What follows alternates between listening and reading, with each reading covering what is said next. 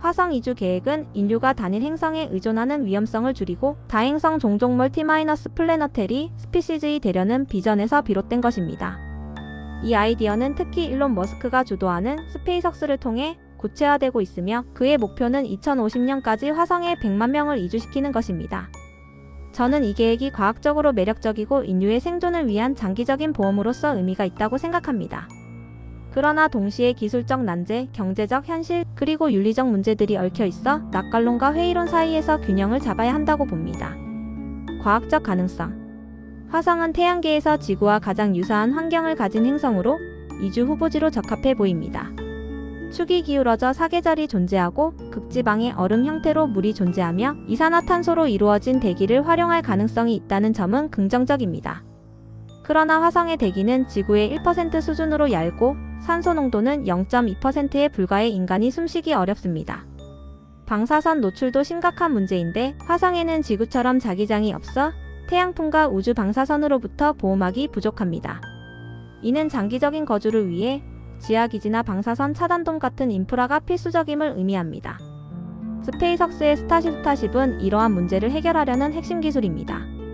스타쉽은 10만 150톤의 화물과 5만 100명의 승객을 수송할 수 있는 재사용 가능한 우주선으로 설계되었으며 2024년 3월 세 번째 시험 비행에서 지구 궤도 진입에 성공했습니다. 이는 화성 이주를 위한 중요한 첫걸음입니다. 하지만 착륙 후 연결이 두절된 사건에서 보듯 아직 기술적 안정성이 완벽하지 않습니다. 화성까지의 여정은 최소 6개월이 걸리며 연료 보급, 생존 장비, 그리고 착륙 시스템의 신뢰성을 확보하는 데 시간이 더 필요할 것입니다. 경제적 현실. 머스크는 화성 이주 비용을 1인당 10만 20만 달러로 설정했지만 이는 현재로선 비현실적입니다. 스타쉽 개발에 이미 50억 달러 이상이 투입되었고, 화성에 도시를 건설하려면 수백억에서 수천억 달러가 필요할 가능성이 높습니다. NASA의 과거 화성 유인기지 건설 예상 비용이 1,000억 달러였던 점을 고려하면 민간 기업인 스페이스X가 이를 감당하려면 정부 지원이나 대규모 투자 유치가 필수입니다.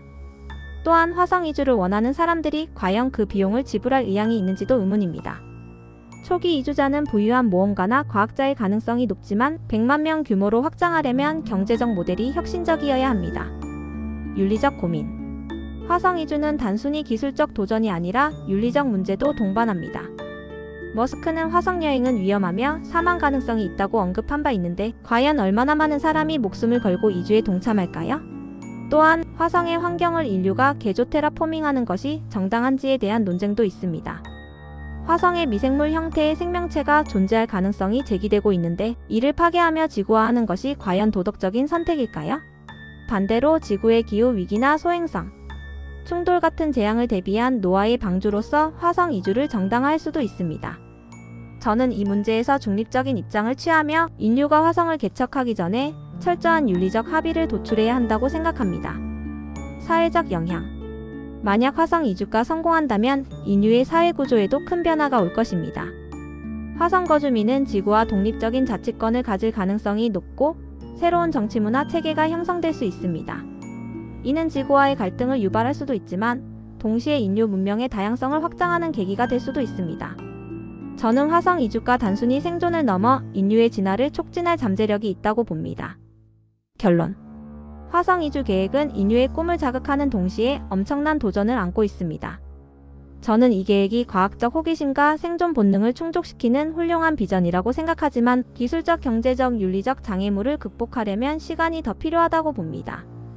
가장 낙관적인 시나리오로는 2030년대 초 유인 착륙, 2040년대 소규모 기지, 2050년 이후 점진적인 이주 확장이 가능할 것입니다.